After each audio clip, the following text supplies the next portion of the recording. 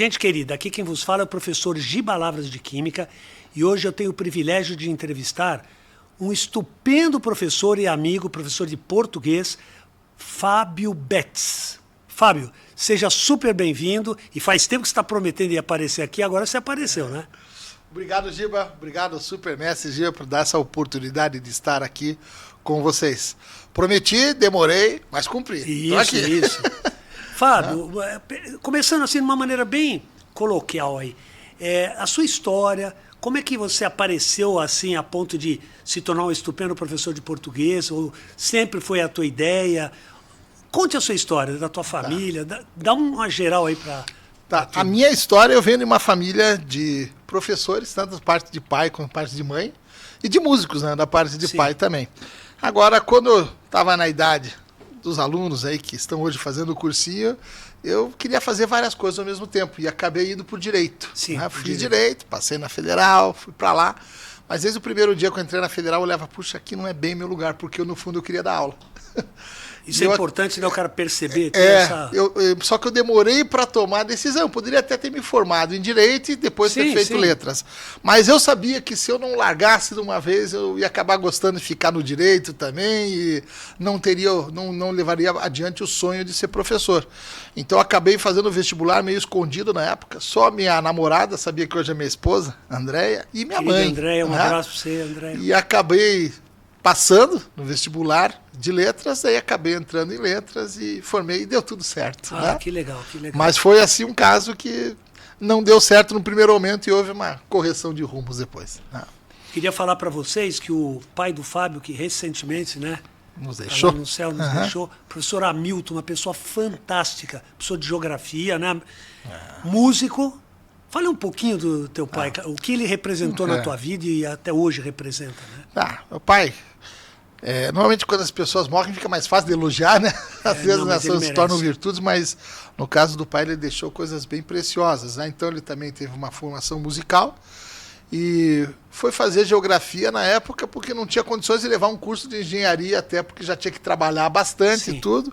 E no fundo deu bem certo, né? Foi professor fundador do curso Positivo. Professor fundador Ele foi professor fundador. O Positivo começou em 1972 com um super intensivo, em que não havia nem história nem geografia. Daí no outro ano de 73 que entraram geografia e história, e o pai entrou nessa leva. E ficou em sala até 2016, daí com problemas de saúde, teve que se aposentar em 2017. Não queria muito, mas as condições físicas aí, de fato, aí impediram de continuar uma carreira brilhante, que passaram mais de 200 mil alunos na mão dele, né? É verdade. E a paixão do seu pai pelas viagens. E sempre que ele voltava, você podia falar só um pouquinho sobre isso? Os lugares, ele ia e depois contava, sabe, explanava sobre a viagem. Isso dá um embasamento para os alunos e para nós. Eu tive esse privilégio de conviver com ele lá na sala dos professores. Isso foi espetacular, né, Giba? Era um outro tempo, né? Porque ele, por muito tempo, ele viajava para fazer o banco de dados, banco de fotos, imagens do Positivo. Uma coisa inovadora, né? Que era uma coisa muito de ponta também na editora. Então, Vietnã, aí Japão, China, Índia, África do Sul, Deserto do Saara. Então foram viagens pelo mundo inteiro. Então, quando ele dava aula para os alunos, ele falava de algo que ele conhecia mesmo, ele estava lá, né? No Brasil, quantas tragédias, aí também havia lá um deslizamento de terra, ele ia em loco, né, para cobrir.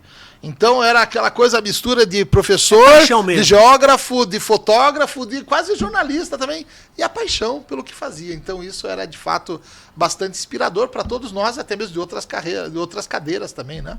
Para você, acho que na química, para mim também, na língua portuguesa, isso foi. E até no Brasil, ele com motorhome, ele viajava. Sempre. A ideia dele era sempre estar viajando. Viajando. Muito legal, muito legal. E o senhor Fábio, quando que o senhor teve a primeira aparição no Positivo? Você lembra? Eu tenho uma história curiosa e meio única também do Positivo. Bom, eu estudei minha vida inteira no Positivo, no colégio, desde lá embaixo, né, na sede lá do Champanhar, no primeiro ano que eles fizeram lá embaixo, em 1980, né, estudando ali, até fazer todo o ensino médio, e depois fui para o superior na Federal, de fato, né?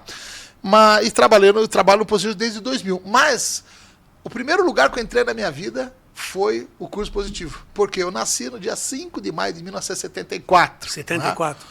2 dias depois, ao sair da maternidade, eu tinha que ir para casa, como toda criança. Só que, como toda criança, precisava amamentar. E meu pai, né? O pai dava a primeira aula da tarde. Então, minha mãe ficou esperando, na verdade, meu pai terminar a aula da tarde para voltarmos para casa. Então, o primeiro lugar que eu entrei na minha vida foi a sede de Desembargador Mota, do curso positivo, com hoje 2 dias, né, de né? vida, né? 2 dias de vida. Então, o primeiro lugar que eu entrei no positivo, na minha vida foi no positivo, antes do que a minha casa, né? Hoje a sede já construíram um prédio no lugar, imenso, né? mas eu fiquei, então, de fato, desde o meu primeiro ano, 0 anos de vida, eu já estava no positivo, né? Que legal. Ô, Fábio, em termos de redação, em termos de literatura, né, e de gramática, qual desses 3 você tem mais paixão? Embora você tenha ministrado todos, né? Eu já trabalhei com gramática, com redação, com literatura, com até mesmo redação oficial, que é outro ramo também da matéria. Com o curso lá do também, Vinícius, né? Cursos com o professor Vinícius Teles e também em quase todos os órgãos públicos, né? Para cursos de redação oficial. Agora, então, eu flutuei por todas essas áreas das linguagens até hoje. Mas a paixão mesmo é literatura. Embora esteja ligada a tudo isso. Literatura, né? Literatura que sempre foi, de fato, a minha paixão, né? Desde antes da aula, também lá em casa, mas você teve professores bons, né? Tive excelentes professores. Isso é legal a gente sempre ter essa gratidão, né? Até hoje, por exemplo, ainda tenho a honra de dividir a disciplina de literatura no curso com o professor Brás. Querido, né? Brás. Também vai ser convidado aí, mas já está convidado. Então o Brás, meu padrinho de casamento, meu mentor, meu mestre e meu colega, né? E fez a literatura viva lá, literatura né? viva por muitos anos, assim, uma capacidade absolutamente espetacular. Então, eu acho que eu fui muito bem referenciado na área, não só da literatura, como também gramática, também com o grande professor Vinícius Teles, também, né, que já esteve aqui conosco. Querido Vinícius. E o Vinícius até hoje é uma espécie quase de um oráculo, né? Ou às vezes assim de um grande ele mestre tem o Gotas até hoje de Português, né, Fábio? O canal dele, Gotas de Português. Muito legal, gente. 3 vezes por semana né? dá dicas práticas, que é bem o que o aluno precisa, né? Então pensando no você que quer escrever, que quer chegar, às vezes fica na fale dúvida eles, num casinho, Então, você que está ali, sempre dá uma olhadinha lá, Gotas de Português. Você tem dicas bem bacanas, bem práticas, para você usar melhor a língua no dia a dia. Fábio, eu sei que você pode até ficar surpreso, eu vou fazer umas perguntinhas para você. Tudo bem. Tá, de literatura. Vamos lá. Se eu souber, vamos ver. Não, vamos lá. Se não souber, não tem problema também, ó. Eu estava pensando, o pouco que eu sei de literatura, porque eu gostava muito de literatura por causa da minha mãe. Minha mãe insistia muito para a gente ler, eu e minha irmã, né? Os maiores prosadores, você tem uma ideia, você pode dar uma referência, assim, passar para eles o porquê que você acha isso e quais foram os maiores prosadores, né? Então, veja só, quando nós pensamos na literatura brasileira, existe uma espécie assim de uma santíssima trindade da prosa no Brasil. Por prosa, entenda romances, contos, né? Sim. Então, quem são eles, né? O Machado de Assis. Isso todo mundo fala, né? Machado é o Machado, né? Um escritor de renome até internacional, consegue um reconhecimento internacional. O Guimarães Rosa, né? Aliás, trouxe até uma obra, depois eu vou falar para vocês. Depois vamos falar, olha que legal, gente, uma consideração aí. E o Graciliano Ramos. E o nosso Graciliano Ramos, que é um autor também muito conciso, com obras bem importantes, mas uma obra menor, em menor quantidade, né? Ele produziu menos, né? Quais são os 3 grandes nomes? Veja, eu não gosto de concursos assim, quem que é o melhor, quem que é o pior, o melhor, negócio de futebol, né? Quem foi melhor, esse aqui? Bola de ouro na literatura, né? É. Mas só que o que fica dessa ideia é porque, lógico, nós precisamos saber quem foram os nomes que são representativos, né? Sim. Então, eles são os mais representativos. Sobretudo ainda a dupla Guimarães Rosa e Machado de Assis, que, aliás, não sei se você sabe, é uma polêmica grande até hoje dentro dos meios literários brasileiros, até os PhDs das academias. Para saber quem foi maior, Guimarães ou Machado de Assis. Quase tipo, quem foi o maior Beatle? Paul McCartney ou John Lennon? Paul, mas eles vão ficando cada vez mais na história com isso, né? Exatamente. Mas então, essa polêmica fica, mas na verdade são 2 autores muito diferentes entre si. Mas de fato são brilhantes, né? E a academia se divide para dizer quem é o melhor entre os 2. Né? Que bacana isso, hein? E em termos de vestibular, caem muitas perguntas relativas aos 2, aos 3? Com relação ao vestibular, ali o Graciliano Ramos é um autor muito festejado, muito cobrado, até por conta de ele ter um livro como Vidas Secas, que é um título famoso, e é um livro relativamente fácil, mas cuidado, quando eu falo fácil, não quer dizer que seja uma obra simplória. Muitas vezes um livro simples, essa simplicidade obtida custa de muito trabalho. Então, a palavra fácil a gente tem que colocar com várias restrições, né? Sim. Mas, enfim, é um livro mais acessível até para um aluno de vestibular. O Machado de Assis também é um autor bastante acessível. Por mais que as pessoas às vezes tenham medo, Machado, né? Já agora o Guimarães Rosa é um escritor mais sofisticado e mais denso. Já exige um leitor mais sofisticado para suas obras, né? Aliás, o Guimarães... Ele era bem eclético, né? O Guimarães, ele tinha uma cultura vastíssima, dominava dezenas de línguas, né? Então, uma cultura de fato muito vasta. E era o cara que também sabia que ele não era para qualquer um, de certa maneira. Ele falava assim, leitor para me ler tem que ser despertado de sua inércia mental. Tem que descobrir novas maneiras de pensar e de sentir. Isto é, né? Então o leitor tem que chegar e subir um pouco ao nível de um Guimarães para poder compreendê-lo, né? Mas, de fato, uma literatura preciosíssima, um legado que fica para o nosso patrimônio cultural brasileiro. O Guimarães tem alguma obra que você acha que ele puxa essa... Ele começa com um livro chamado Sagarana, um livro difícil, de novelas, né? Longas. Depois ele vem com livros mais tranquilos, como Tutameia, Terceiras Histórias, Primeiras Histórias. E ele vem com essa obra-prima aqui, ó. Olha só, gente. Olha só. Isso é um privilégio. Sertão Veredas. Ó, esta aqui é a obra-prima da literatura brasileira. Guardadas as proporções, é como se Grandes fosse... Sertões Veredas de Guimarães Rosa. Veredas, né? É como se fosse Dom Quixote para, agora, os espanhóis. Ou a Divina Comédia para os italianos, ou até os Lusíadas para Camões. Nossa, é o Grande Sertão Veredas. Aqui eu trago uma capa, aqui dá para ver, né, Giba? Aqui tá, é uma capa de edição comemorativa, né? Do Grande Sertão Veredas, 50 anos. Olha só que bonito. Foi feita à mão, né? Então é uma edição comemorativa dos 50 anos. Então essa é a grande obra da literatura brasileira. Então você já deu um apanhado super legal aí do Machado de Assis, Guimarães e o Graciliano também, né, que você falou. Em termos de poetas, a gente tem muitos, né? E minha mãe gostava muito da Cora Coralina e tal, mas parece que você tem, eu vejo lá pelas aulas e tal, uma paixão. Você tem vários poetas significativos no Brasil, Moraes, mas citando assim, em uma ordem cronológica assim, do surgimento dos grandes poetas brasileiros. Né? Olá, pessoal, lá no Romantismo tem o Gonçalves Dias, até porque ele influenciou todos os demais. Né? Então, o primeiro grande poeta brasileiro. Aí você vai para o final do século XIX, você tem o João da Cruz de Souza, poeta simbolista, catarinense, né?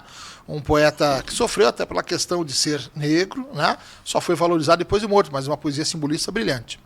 Depois você tem o Manuel Bandeira, pernambucano. Para quem gosta de ler poesia, costumo dizer, para quem quer começar a gostar, lê Manuel Bandeira, você vai gostar de muitos versos. Né? Daí temos quem? O Carlos Drummond de Andrade, já surgido nos anos 30, e o pernambucano João Cabral de Melo Neto.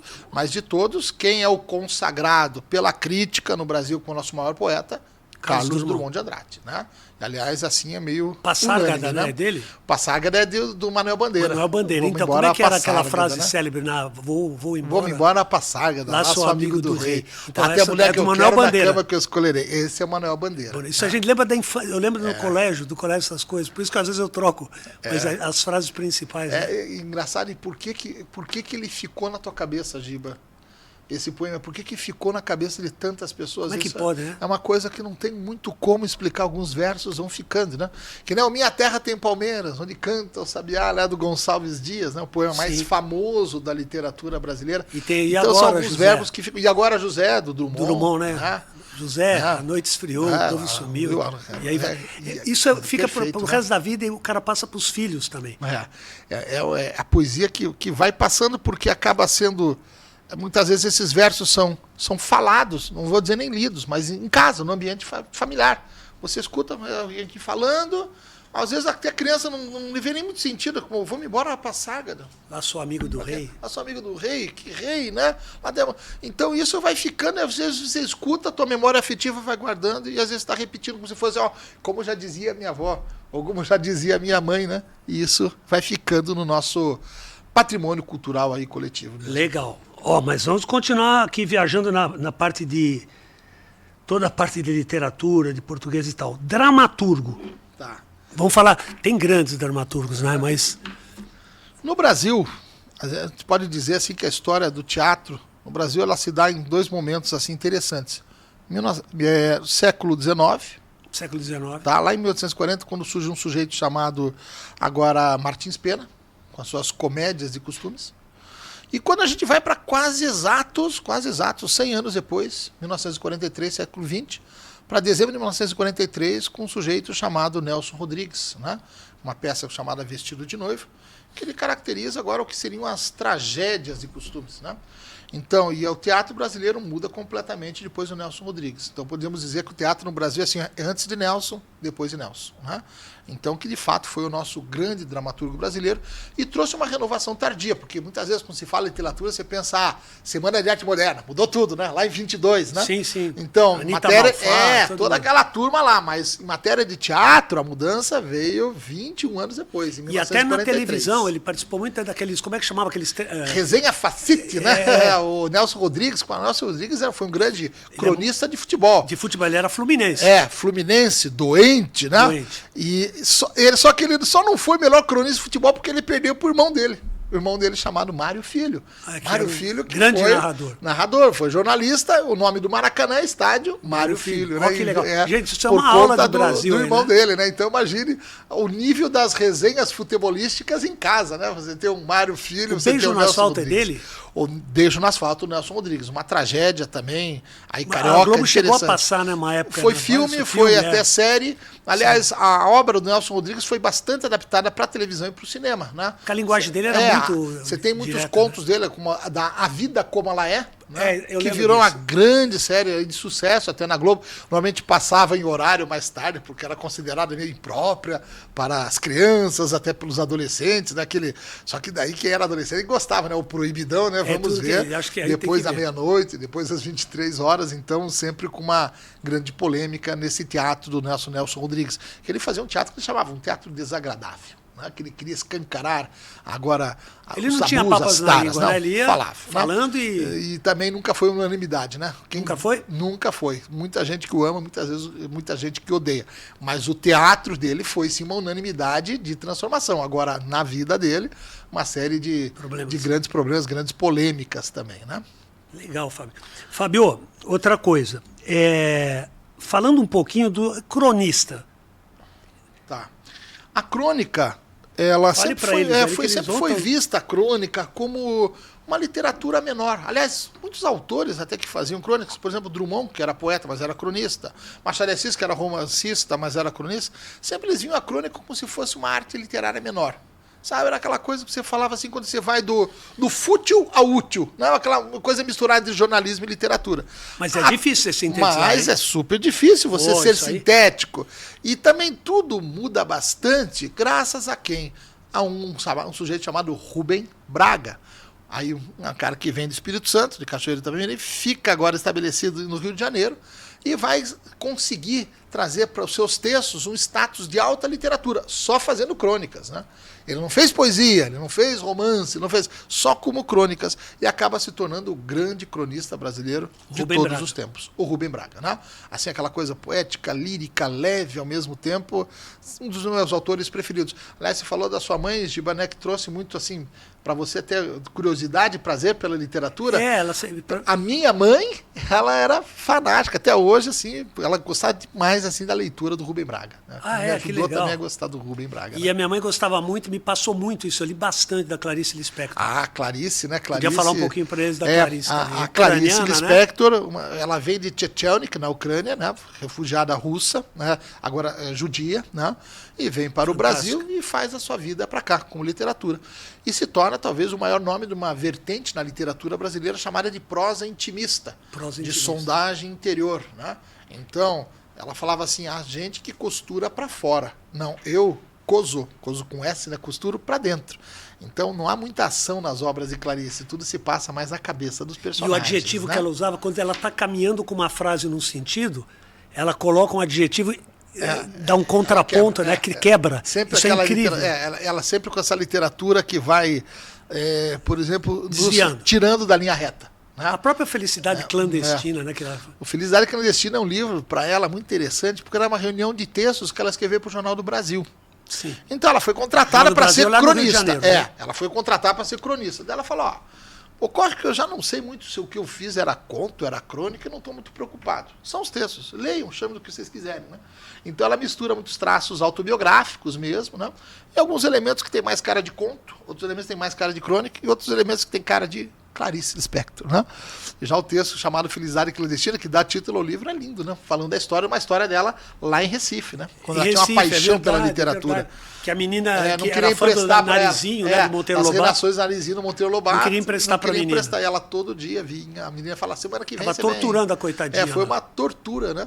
Ela chamou até uma tortura chinesa, não tendo prazer. Até que um dia a mãe da menina percebe e maldade, fala, né? leve esse livro, fica pelo tempo que você quiser. O tempo que você quiser, né? E aquilo foi um prazer. E ela termina, ela vai e leva o livro para casa, deita na rede, não, eu não vou ler. Ela diz bem assim, eu ficava adiando aí o máximo possível o momento de ler. Coisa mais linda, né? Criando as maiores dificuldades para a minha felicidade, né? E sabia que tinha o livro. E sabia que tinha o livro. Na vida, quantas vezes aconteceu isso? Eu não sei, para mim, quando eu tive a minha primeira bicicleta, não aquelas pequenininhas de rodinha que a gente... Mas que eu fui comprar com meu pai e minha mãe na loja e ia demorar para entregar. Todo dia eu ia na porta de casa ver se chegou. Não chegava. Mas a alegria que você tinha de saber que você ia... Depois até você deixa. Agora que coisa bonita isso, né, Giba? Por exemplo, se recebesse no mesmo dia, talvez você nem se lembrasse disso hoje. Sim, né? sim. Você lembrava porque foi o que? A expectativa, né? A espera. Não, hoje não, amanhã. E isso muito bonita a literatura, resto da né? vida. O mito do dia seguinte seria levado assim pela vida inteira. A Clarice diz esse conto de Felicidade Clandestina, né? E ela diz também aquela, né? Ela acreditava em anjos, mas porque acreditava eles existiam. Acho essa quebrada que ela dá na frase, assim, né? Ela traz muito bonito. Ô, Fábio, dando uma guinada agora, só falando um pouquinho de futebol também, vamos falar de futebol. Eu sei que teu pai era paranista, você é paranista, o Marcel que esteve aqui é paranista. O número de pessoas paranistas nessa cidade é um absurdo e grande, é muito legal, né? Mas você ia quando pequeno no jogo com ele? Conta um pouquinho para eles também. A torcida do Paraná hoje, lógico, uma torcida menor, bem menor que a do Coxa, do Atlético. Tá crescendo, hein? Só que é fervorosa, né? E ficou fervorosa, de fato, diante da crise, né? Na ameaça a fidelidade com o time, do time né? fechar, o time acabar, a torcida não, vamos lá, né? Então a gente aprende a torcer, aprende a sofrer, né? Então o paranista não tá muito aí, às vezes, tanto assim, perdi. Mas em 90, 91, 92, vocês ganharam tudo, mas né? nos anos 90 ganhamos tudo, né? Então ficou. Mas o Paraná já vem de uma fusão de outros times, né? Então ele veio do Colorado, que por sua vez era a fusão do Britânia, do Palestra, né? E do Ferroviário, que era o time mais forte, né? Isso é uma aula de E veio do Pinheiros, o Pinheiros que por sua vez também tinha uma outra, foi formado por outros times, né? Então foi assim, como diz o Linden, né? É o fruto, né, de muita união, né? De vários times que formaram o Paraná Clube. Uma história maravilhosa nos anos 90, ele por má administração, por desmandos, o time quase afundou mesmo agora no século XXI e tenta se levantar, né? Agora comemorando o título de Série B do Paranaense, mas já é alguma coisa, né? Só mais uma pergunta, Fábio. Os Sertões do Essa, né? Os Sertões do Euclides da Cunha. É do Euclides da Cunha, peraí, eu estou trocando as coisas hoje aqui. Eu sei que meu pai sempre falava que ele adorava os Sertões. Ele é super, assim, forte, né, o texto. Os Sertões, o Euclides da Cunha era um engenheiro. É? Engenheiro que, na verdade, brilhou mais como jornalista. E ele, quando... O Essa que era os maias, né? O Essa é o português, né, dos maias. Depois também podemos falar do Essa também, né? Crime do Padre Amaro. Mas Os Sertões foi um livro em que ele vai chegar e cobrir o que foi a Guerra de Canudos. Olha só. Ocorrida no primeiro governante civil no Brasil, Prudente de Moraes, entre 1896 e 97. Então, o nosso Euclides da Cunha, enquanto ele estava no conforto, ali no eixo Rio-São Paulo, ele achava que o Antônio Conselheiro era um doido, um fanático. Aqueles sertanejos eram uma espécie de sub-raça, produto de uma miscigenação agora enorme, que gerou alguém geneticamente inferior. Ele achava isso? As pessoas falavam isso, né? Não é que ele mudou totalmente de opinião isso, né? Mas ele achava. E quando ele vai para lá, ele percebe que a realidade é um pouco diferente. E ele diz uma frase que até hoje é citada por aí, o sertanejo é, antes de tudo, um forte. Porque para sobreviver num meio como esse, é difícil, né? E até hoje, então, o sertanejo tem que ser um sujeito que, mais do que viver, ele sobrevive, ele resiste, né? E ele narra o que foi uma verdadeira barbárie, um genocídio em que brasileiros mataram brasileiros. Então, se não fosse essa obra, talvez até hoje não soubéssemos do que foi a tragédia da Guerra de Canudos. Milhares de pessoas mortas, né? Então, aí algo que foi uma página, de fato, não vou dizer nem negra, a nossa história, uma página escarlate, vermelha, porque escrita com sangue de tanta gente inocente que morreu. E o português dele era refinado, assim? Demais, até. Né? Ele veio num tempo, muitos falam Influência pejorativamente que seria um estilo barroco científico, quase, né? Então, um texto caudaloso, com muitas figuras de linguagem, um malabarismo verbal, inversões sintáticas, né? E ele tenta fazer um casamento entre literatura, jornalismo, literatura, antropologia, sociologia, né? Então é uma obra absolutamente riquíssima. E é perguntada também nos vestibulares? É mais Às vezes difícil, alguns vestibulares, né, colocam só em linhas gerais, outros até indicam como leitura obrigatória. E o aluno sofre, porque o livro é dividido em 3 partes, e as 2 partes primeiras são bem densas, né? Aí chamada de A Terra, né, que é um tratado quase que ali geológico. A segunda parte, muito contraditória, chamada O Homem, que ele faz um tratado sociológico, ali em que ele mostra ele como um homem de seu tempo, uma série de elementos hoje que seriam absolutamente reprováveis, né, preconceituosos até diríamos. E a terceira parte é a luta. É a parte mais extensa, mas a parte mais legal da obra, né, que mostra todas as expedições, os fracassos, as mortes, os erros, enfim, o que foi a barbárie chamada Guerra de Canudos. Pô, que bacana. Vamos falar um pouquinho da história dos alunos nos vestibulares, fazendo assim, uma frise histórica. Desde que você começou a dar aula, você sente uma diferença muito grande, assim, significativa, no que cai de literatura, no como eles estão abrangendo, assim, conseguindo pegar tudo isso que está sendo passado para eles?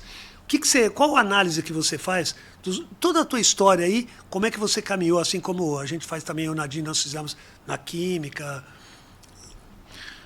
Eu acho difícil, Giba, às vezes, analisar tudo, porque às vezes nós temos uma tendência de cair, tá cada vez pior, já viu? As pessoas ficam falando assim. Só que é engraçado, você lê textos do século XIX, Sim. Lá em 1873, em que havia alguns professores de gramática que diziam assim, os nossos alunos estão cada vez piores em português. Ele dizia isso em 1873. Então, se fosse isso totalmente verdade, hoje era para a gente estar no analfabetismo total. Sim, total. Então, é difícil a gente tentar sair um pouquinho da linha do tempo e ter uma visão mais abrangente. Sim.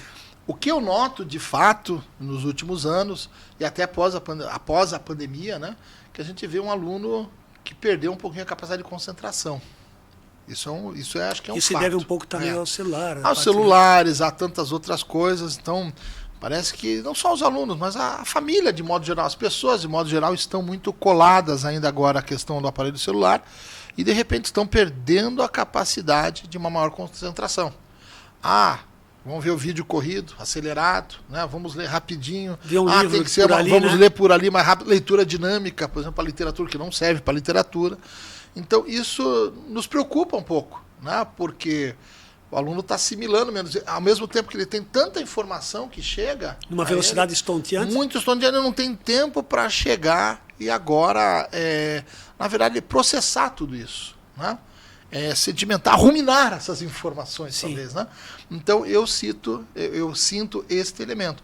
Agora, eu tenho uma leve esperança de que vamos conseguir achar uma espécie de um meio termo, sabe, Giba? Porque isso é fascinante, você ter uma série de informações, veja, o ChatGPT, a inteligência artificial, que você vê em tantos outros elementos, a velocidade de informações que vem, se a gente conseguir mesclar melhor tudo isso, processar isso de uma melhor forma, eu acho que podemos ter alguns avanços importantes, né? E a pandemia Mas deu uma quebrada. se a gente não renunciar à nossa capacidade de, agora, crítica, de sempre analisar, ponderar, não aceitar passivamente as coisas, né? Que legal, que legal. Né?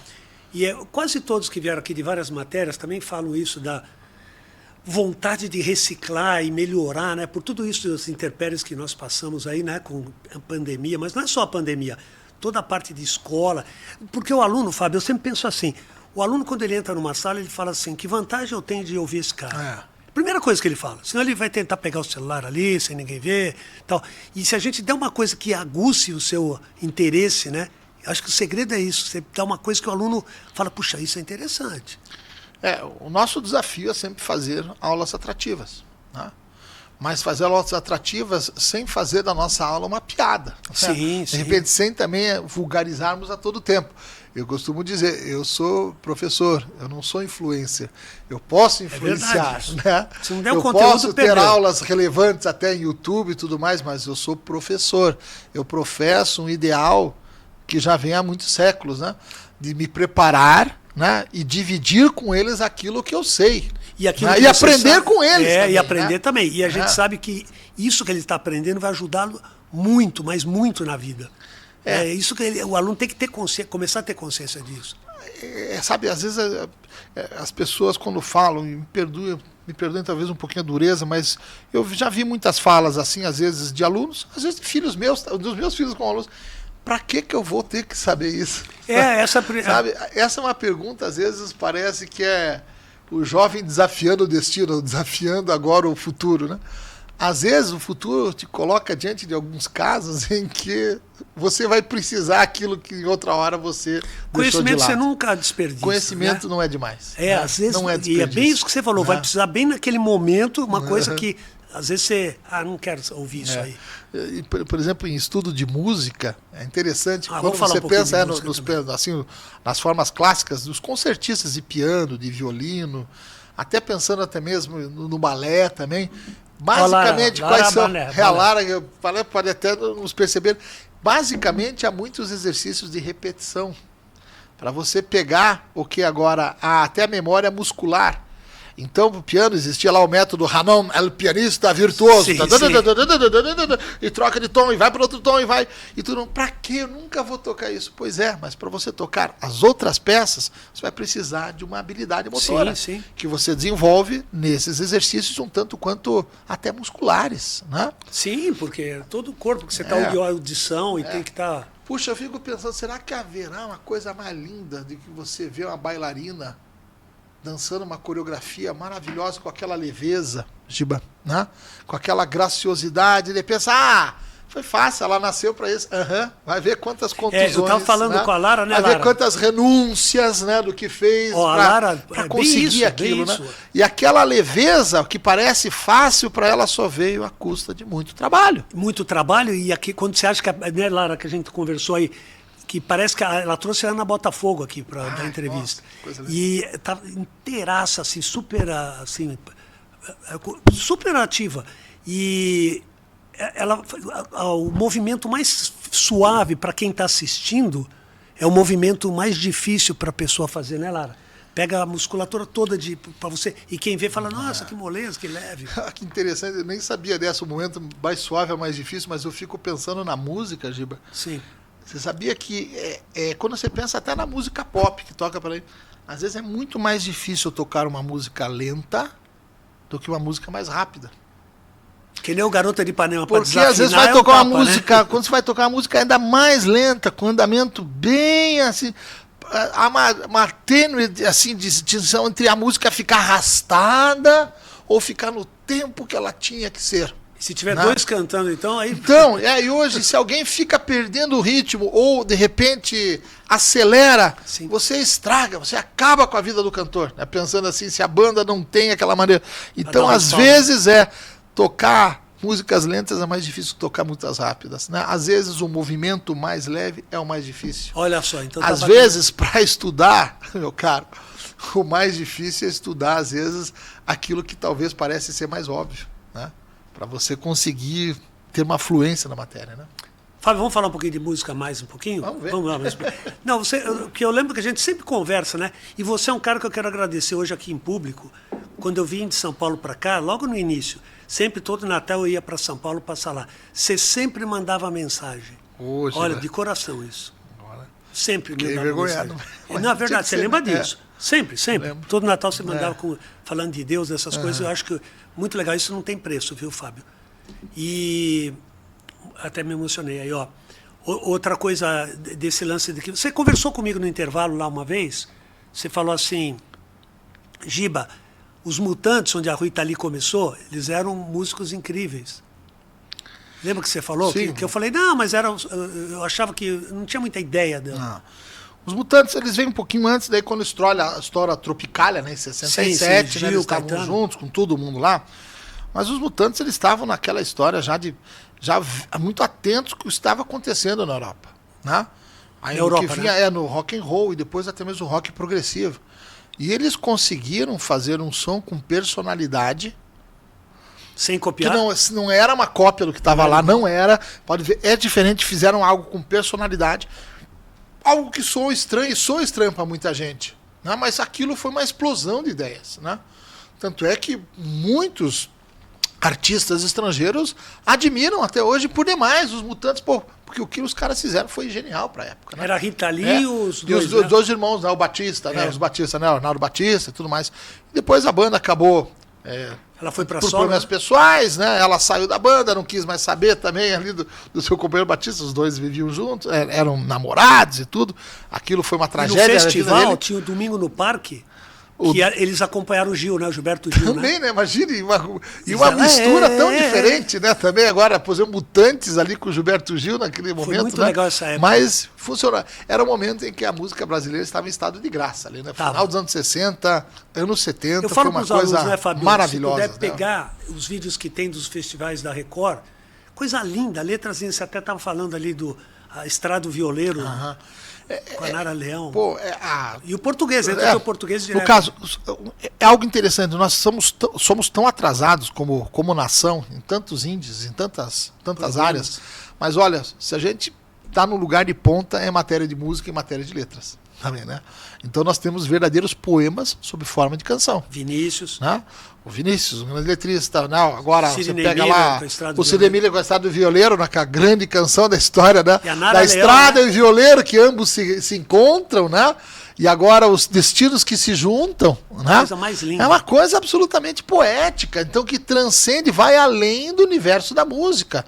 Chico Buarque, o Aldir Blanc, letrista do João Bosco, também com tantas canções, também letras absolutamente espetaculares. Que era compositora, né? Mas fantástica. E a Elis que deu vida a tudo isso. Né, Belchior também, né? fantástico. O Belchior também.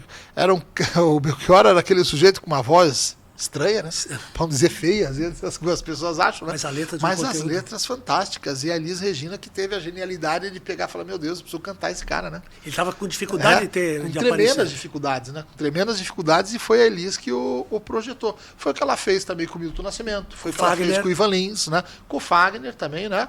Ela foi trazendo muitos compositores assim agora ao conhecimento do público, né? Então isso foi algo espetacular que ela fez, né? E dos pianistas aí, como é que é o Carlos? Na música, a música brasileira também rendeu muitos instrumentistas. O Tom Jobim era um bom pianista, né? Mas foi muito mais como compositor. Agora, como pianistas, o Brasil tem assim uma turma excelente, né? Você tinha, por exemplo, para mim, o prefiro que está vivo até hoje, né? O César Camargo Mariano. César Camargo foi casado com a Elis, né? Casado com a Elis Regina, pai do Pedro Mariano, pai da Maria Rita, dois grandes cantores, né? Então, pianista sofisticado, fez filmes, também trilhas nos Estados Unidos, uma carreira forte lá fora. O Luiz Essa também aqui, também outro pianista que ficou famoso, Luiz Carlos Vinhas, né? E também os pianistas clássicos, brilhantes, Arthur Moreira Lima, né? Agora João Carlos Martins, pianistas assim que são assim, o Nelson Freire, né? Pô, tô esquecendo o Nelson Freire, pianistas que são assim reconhecidos no mundo inteiro, né? E você sabe que eu sou de São Paulo capital, né? E eu morava pertinho do Hotel Maxud, e eu conheci um dos filhos do dono, que ficou meu amigo por causa de aula e tal. E ele tinha lá embaixo no nightclub, lá tinha o irmão do Calbi, o Araquém Peixoto. Araquém Peixoto, trompetista. Ele tocava toda noite, tinha uma noite que não tinha evento. Ele tocava e ele contando a história, eu não sabia que ele tem o irmão Moacir e o Calbi Peixoto. O Moacir Franco era maestro. Não é o Moacir Franco. Não, o Moacir Santos, né? O Moacir Santos que era o maestro. O Moacir Franco era o cantor, mas que não era irmão dele. Mas o Calbi, todo mundo fala, brega nada, baita de um cantor também. Acho que a gente tem que parar com esse negócio de botar, já é o jeito dele, não vai. A gente tem que respeitar cada um, né, Fábio? O Calbi Peixoto, ele cantava muito. Muito, né? Muito. Qualquer gente que entende de música vai perceber. É lógico que depois ele ficou muito conhecido pelos trejeitos, né? Conceição, Conceição com a mãozona, sabe? Virou aquela coisa assim, meio tipo cantor de Las Vegas, em fim de carreira, o que muitos falam, maldosamente, né?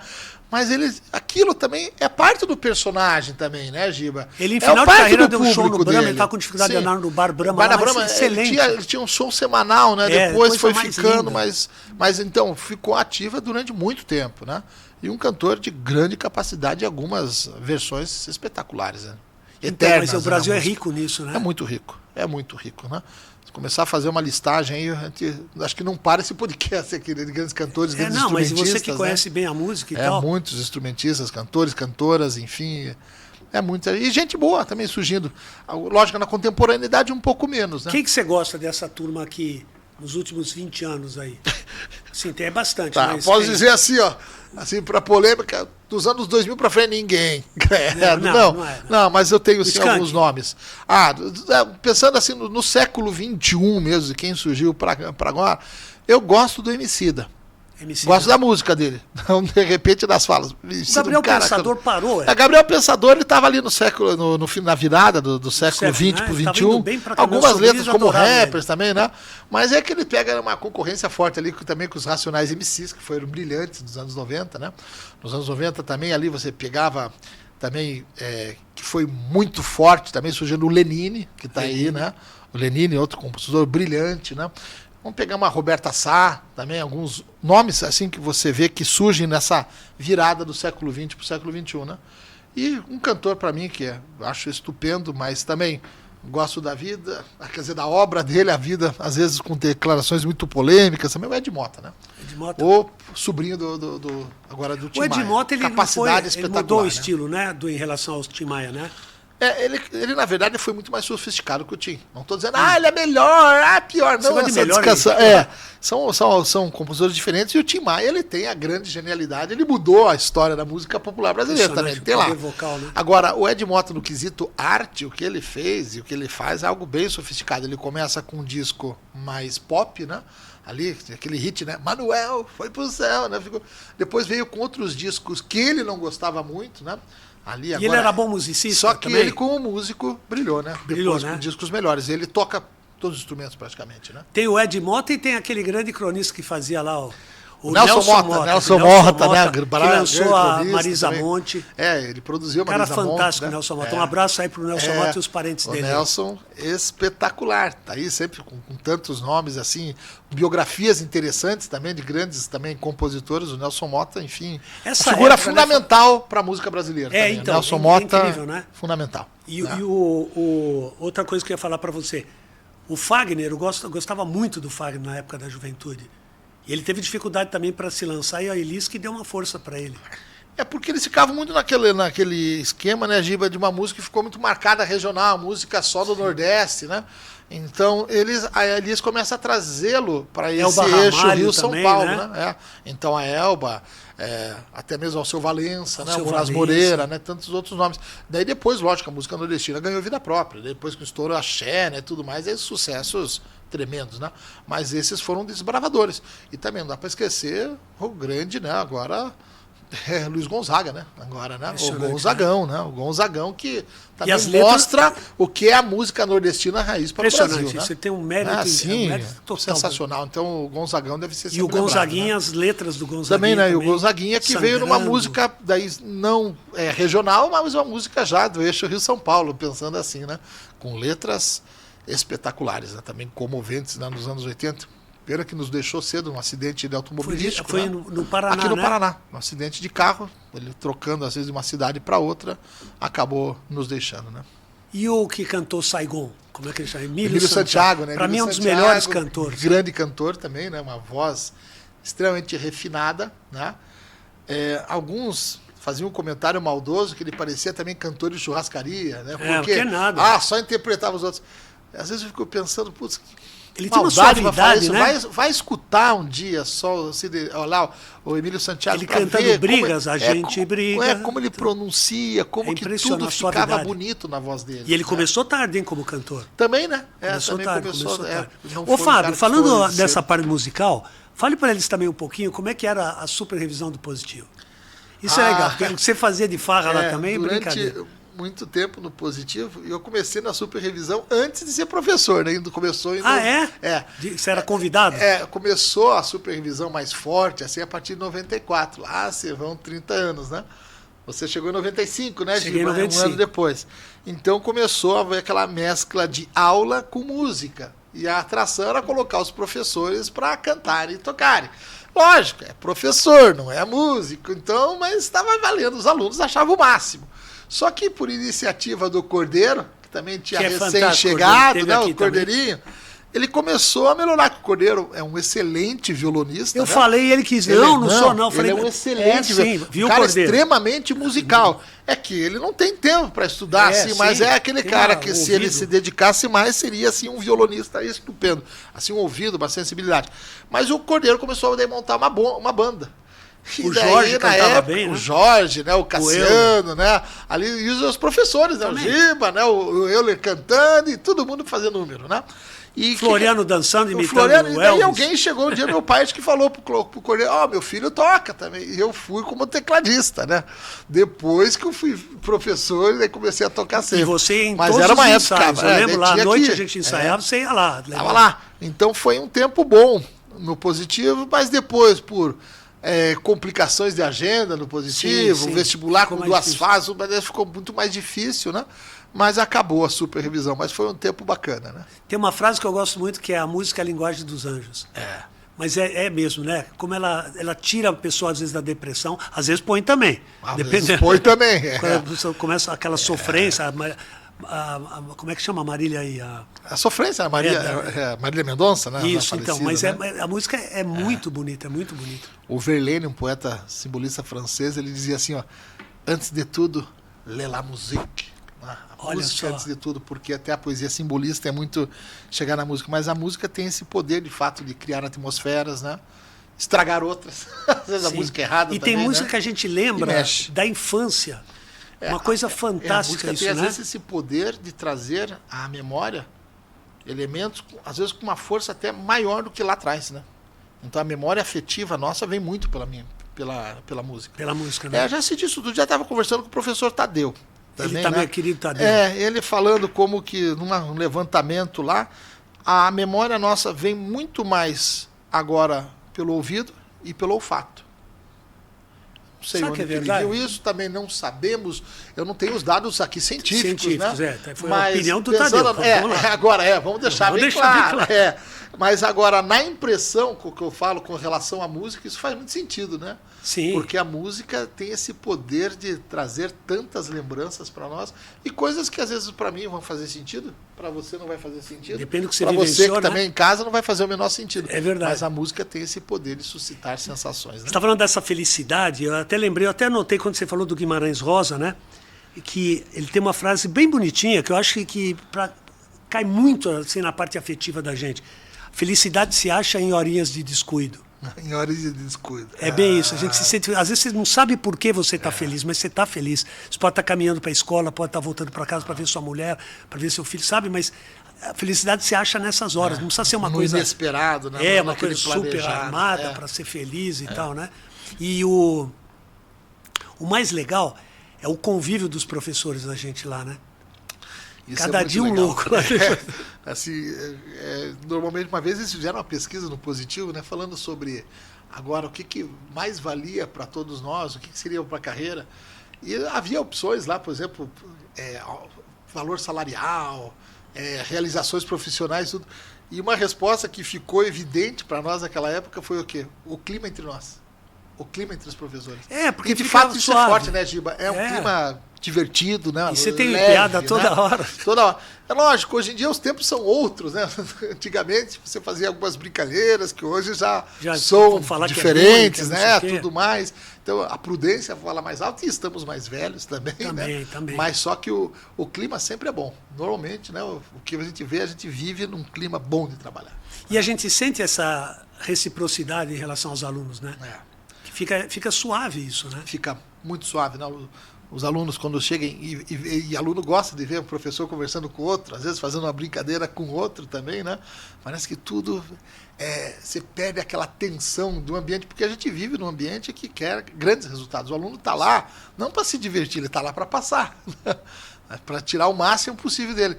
Mas quando você tem esses elementos assim de distensão, né? Isso acaba ajudando bastante também, né? Para que ele aprenda melhor, enfim, que ele fique mais leve também. Né? Legal.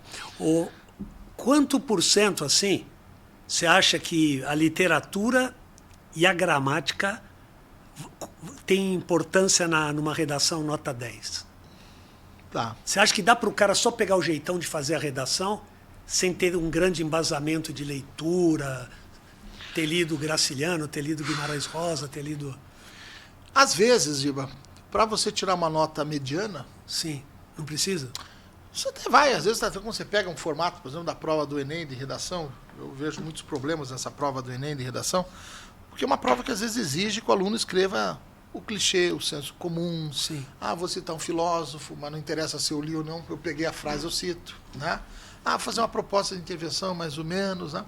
Mas quando você pensa em outras bancas que são um pouco mais exigentes, e quando você pensa em notas maiores, nós notamos algo interessante. Muitas vezes o aluno ele vem e ele bate, por exemplo, numa posição boa e de certo conforto. Uma nota, vamos pensar de 0 a 10, só pensar assim, ele chega, o bom aluno, a 8,5, 9, alguma coisa assim, e não consegue dar aquele pulo do 9 para o 10. E fica naquilo. E parece que está estacionado, tá bom, vai poder passar em muitos vestibulares, inclusive de medicina, mas para conseguir essa excelência, e os que conseguem, né, você começa a investigar a vida dos que conseguem, né, e vão além. Não adianta. O aluno é leitor. O aluno é leitor. Isso é bem evidente. Você faz um levantamento... Fale para eles, e não adianta só inteligência artificial. Não, né? Ele tem um repertório cultural diferente. Ele tem alguma coisa a mais. Ele, na hora da prova, ele saca algum exemplo, ele consegue ter alguma coisa na memória que é diferente, e ele faz aquela redação destoar para melhor. Que sempre é importante, que né? É o ponto-chave, né? Para dar o 2,5 para cima. Chave, né? É legal falar em que isso. você não está no igualzinho, porque o corretor às vezes começa a se encher de ler sempre as mesmas coisas, as mesmas ideias, Clichê, né? os mesmos clichês, ou o mesmo encaminhamento. Daqui a pouco vem alguém que traz um troço diferente. Opa! Né? É aquilo que dá aquele choque do bem, né? no corretor, que ele vê, esse aqui escreve diferente. E como é que você consegue isso? Só num repertório cultural mais amplo. E vendo Só que, infelizmente, nós falamos isso. Às vezes eu pareço até o profeta, a voz clamando sozinha no deserto. Né? Leiam, vejam alguma coisa diferente, escutem coisas diferentes. Eu passo propostas de repertório cultural também, ali em três semanas. Propostas de discos, de músicas, eu de vejo, documentários. Você faz muito legal. Mas, normalmente, é para poucos, né? Porque muitos acabam não fazendo, ou até não tem tempo, né? Tudo mais. Mas o fato é que um repertório cultural ajuda a te dar esse passo além para uma nota maior. Isso é fato. Nós estamos com o tempo aí quase se esvaindo. Eu queria que você mandasse uma mensagem carinhosa para eles, mas antes eu quero falar uma coisa, que você conversou comigo, acho que a semana passada. Falou, Giba, eu tenho um projeto. Eu achei sensacional o teu projeto. Eu acho que você esqueceu de falar aí. Do projeto muito literatura legal de alta ajuda. Fale para eles. Isso aí, tudo que é coisa boa tem que falar. Eu tenho... Acho que muitos já escutaram a expressão autoajuda, né? Livros de autoajuda, um gênero, só para faça o quê? Aqui uma coisa, auto com U, né? Tudo é autoajuda, né? Mas eu tenho um projeto de literatura de alta ajuda. De altura? Alta de altura, ajuda. Pensando assim, eu estou recolhendo frases já... Isso é fantástico. Há quase 16 anos. Que eu tiro frases assim de livros, né? Da coisa do que eu leio. E a ideia é fazer um projeto de uma frase, por exemplo, por dia. 365 muito frases bacana, literárias. Com procedência garantida. Né? Nada de chegar a falar. Vale mentir. As pessoas são humanas. Quem disse? Clarice Lispector. Não é, né? Então a ideia é lançar isso no ano que vem. Então a gente vai colhendo algumas coisas assim espetaculares, assim que a literatura nos fornece. Mas lance, né? Eu quero ser convidado aí para... Olha aqui, só uma frase. Não, permite? vai lá. Olha essa aqui do Grande Sertão Veredas, um livro tão difícil, né? Então aqui o Baldo fala assim, ó. O Senhor, mire e veja, o mais importante e bonito do mundo é isto, que as pessoas não estão sempre iguais, ainda não foram terminadas, mas que elas vão sempre mudando. Afinam ou desafinam. Verdade maior. É o que a vida me ensinou. Isso que me alegra. montão. Né? Muita coisa linda. Então, as pessoas não são sempre, elas afinam e desafinam. Essa é a condição humana. Um bom resumo aí do que é a condição humana. Então, vamos ver se esse projeto sai ano que vem. E mande uma mensagem para os queridos aí. Olha, muito obrigado por você me receber, por você me ouvir, dividir esse tempo, né? E espero que sempre você valorize essa iniciativa do professor Giba, trazendo aqui, ele está dividindo com você o tanto que ele aprendeu, o tanto que ele nos ensina também no dia a dia. Então, eu acho que você só tem que aproveitar momentos assim, né? Espero que você capriche no vestibular também, para quem vai fazer. Querido Fábio, foi um prazer receber, um prazer de coração mesmo. Eu Prazer queria mesmo, terminar, né, Fábio, não é mesmo, de coração. Tem uma música, acho que foi até o Fábio Júnior que gravou, mas não é das mais assim famosas. Chama Rio e Canoa. E tem uma frase para você que passa por problemas, como todo mundo passa, né? E para tentar sobrepujá-los. Eu vou cantar, vou me dar o luxo de cantar aqui com a minha voz aqui. A vida sempre pega a gente numa curva, é feito chuva em plena tarde de verão. Dependerá de nós as cores, tons, matizes, pra esse arco-íris transformar o coração. Ou seja, depende da gente. Um grande abraço no coração de todos vocês. Hoje tive o privilégio de entrevistar o querido e magnífico professor Fábio Betts. Tchau, pessoal.